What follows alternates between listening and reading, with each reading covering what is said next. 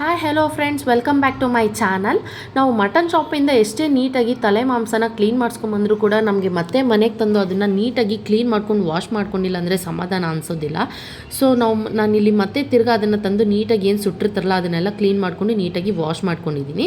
So ಅದಾದಮೇಲೆ ನಾನಿಲ್ಲಿ ನಿಮ್ಗೆ ಇವತ್ತು ಒಂದು ನಾಟಿ ಸ್ಟೈಲ್ ಆ್ಯಂಡ್ ಈಸಿ ಆ್ಯಂಡ್ ಟೇಸ್ಟಿಯಾಗಿ ತಲೆ ಸಾರನ್ನ ಹೇಗೆ ಮಾಡೋದು ಅಂತ ಹೇಳ್ಕೊಡ್ತಾ ಇದ್ದೀನಿ. ಇದಕ್ಕೆ ಬೇಕಾಗಿರುವಂಥ ಇಂಗ್ರೀಡಿಯೆಂಟ್ಸು: ಒಂದು ಮೀಡಿಯಮ್ ಸೈಜ್ ಈರುಳ್ಳಿ, ಒಂದು ಟೊಮೆಟೊ, ಕೊತ್ತಂಬರಿ ಸೊಪ್ಪು, ಪುದೀನ ಸೊಪ್ಪು.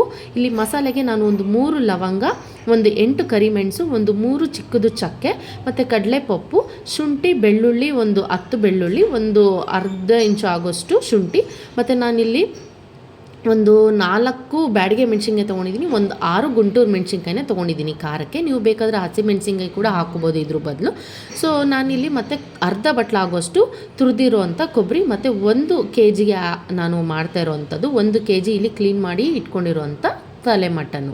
ಸೊ ಇವಾಗ ಇದನ್ನೆಲ್ಲ ಹೇಗೆ ಮಾಡೋದು ಅಂತ ನೋಡೋಣ. ನಾನಿಲ್ಲಿ ಒಂದು ಬಾಣಲಿ ಇಟ್ಟು ಅದಕ್ಕೆ ಎಣ್ಣೆ ಹಾಕ್ಕೊಂಡು ಅದು ಬಿಸಿ ಆದಮೇಲೆ ನಾವೇನು ಪದಾರ್ಥ ಕಟ್ ಮಾಡಿ ಇಟ್ಕೊಂಡಿದ್ವಲ್ಲ ಅದು ಮತ್ತು ಮಸಾಲೆ ಪ್ರತಿಯೊಂದು ಪದಾರ್ಥನೂ ನಾವು ಇದನ್ನು ಹುರ್ಕೋಬೇಕಾಗುತ್ತೆ. ಒಂದು 2 ನಿಮಿಷಗಳ ಕಾಲ ಅಲ್ಲಿ ಒಂದು ಲೋ ಫ್ಲೇಮಲ್ಲೇ ಇಟ್ಕೊಂಡು ನಾವು ಎಲ್ಲನೂ ನೀಟಾಗಿ ಫ್ರೈ ಮಾಡ್ಕೊಬೇಕು. ಯಾಕಂದರೆ ನಾವು ಒಂದೊಂದು ಪದಾರ್ಥನೂ ಹುರ್ಕೊಂಡಾಗ ಅದರಲ್ಲಿ ಒಂದೊಂದು ಫ್ಲೇವರ್ ಕೂಡ ನೀಟಾಗಿ ಬಿಟ್ಕೊಳ್ಳುತ್ತೆ ಲೋ ಫ್ಲೇಮಲ್ಲಿ ಇಟ್ಟಾಗ. ನಾವೇನಾದರೂ ಹೈ ಫ್ಲೇಮು ಮೀಡಿಯಮ್ ಫ್ಲೇಮ್ ಮಾಡಿಬಿಟ್ರೆ ಬೇಗ ಸೀದ್ಬಿಡುತ್ತೆ ಮತ್ತು ಅದು ಮಸಾಲೆ ಕೂಡ ನಮಗೆ ಸೀದಿರೋ ಸ್ಮೆಲ್ಲೇ ಬರುತ್ತೆ, ಚೆನ್ನಾಗಿರೋದಿಲ್ಲ. ಅದು ಲೋ ಫ್ಲೇಮಲ್ಲಿ ಇಟ್ಟು ಹುರ್ಕೊಳ್ಬೇಕು. ಇದು ಬಂದುಬಿಟ್ಟು ಮಟನ್ ಸಾರು, ಈ ತಲೆ ಅನ್ನೋದೇನಿದೆಯಲ್ಲ ಇದೊಂದು ಮುದ್ದೆಗೂ ಮತ್ತು ರೈಸ್ಗೆ ಬೆಸ್ಟ್ ಕಾಂಬಿನೇಷನ್ ಅಂತ ಹೇಳ್ಬೋದು. ಬಟ್ ಎಷ್ಟೋ ಜನಕ್ಕೆ ಅದು ಒಂಥರ ಮಾಡೋದಕ್ಕೆ ಕಷ್ಟ ಅಥವಾ ಕ್ಲೀನಿಂಗು ರಿಸ್ಕು ಅನ್ನೋ ಥರ ಅನಿಸ್ತಾ ಇರುತ್ತೆ.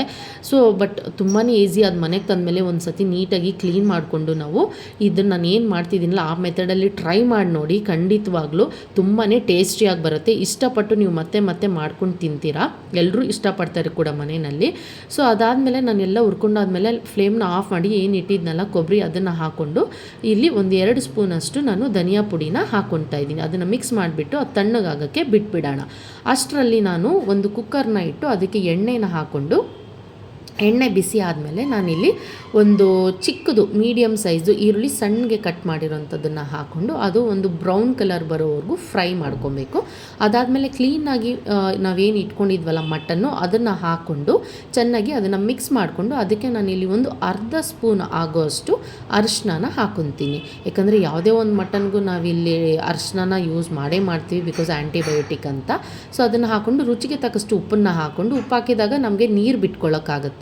ಸೊ ನೀರು ಬಿಟ್ಕೊಳ್ಳುತ್ತೆ. ಒಂದು 2 ನಿಮಿಷ ಕಾಲ ಅದನ್ನು ಹಾಗೆ ಫ್ರೈ ಮಾಡೋಕ್ಕೆ ಬಿಟ್ಬಿಡೋಣ. ಅಷ್ಟರಲ್ಲಿ ನಾವಿಲ್ಲಿ ಏನು ಅದು ಮಸಾಲೆ ಫ್ರೈ ಮಾಡಿದ್ವಲ್ಲ ಅದು ತಣ್ಣಗಾಗಿತ್ತು, ಅದನ್ನು ನಾನು ಒಂದು ತುಂಬಾ ಸ್ಮೂತಾಗಿ ಅದನ್ನೆಲ್ಲ ಪೇಸ್ಟ್ ಮಾಡ್ಕೊಂಬರ್ತೀನಿ, ರುಬ್ಕೊಂಡು ಬಂದು.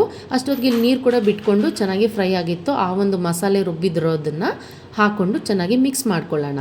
ಮಿಕ್ಸ್ ಮಾಡಿಕೊಂಡು ನಾವಿಲ್ಲಿ ನೀರನ್ನ ನಾವು ಕನ್ಸಿಸ್ಟೆನ್ಸಿ ನೋಡ್ಕೊಬೇಕಾಗತ್ತೆ. ನಾನಿಲ್ಲಿ ಮುದ್ದೆ ಮತ್ತು ರೈಸ್ಗೆ ಮಾಡ್ತಾ ಇರೋದ್ರಿಂದ ನಾನಿಲ್ಲಿ 1 ಗ್ಲಾಸ್ ಆಗೋಷ್ಟು ನೀರನ್ನು ಹಾಕ್ಕೊತಾ ಇದ್ದೀನಿ. ಯಾಕಂದರೆ ತುಂಬ ತೆಳುನೂ ಇರಬಾರ್ದು, ತುಂಬ ಮಂದನೂ ಇರಬಾರ್ದು.